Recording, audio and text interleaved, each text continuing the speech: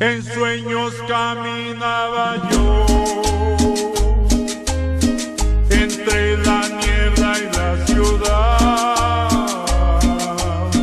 por calles frías y desoladas,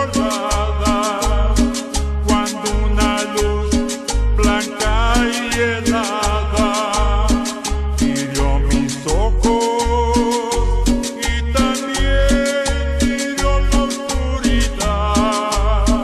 La vi brillar y la veo en el silencio.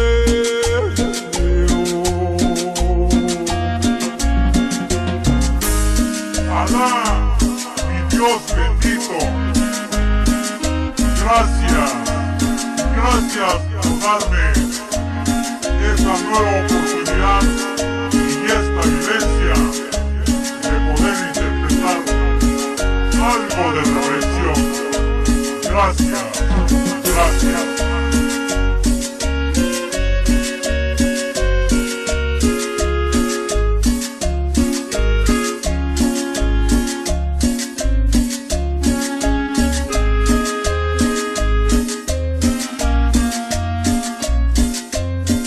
En la desnuda luz miré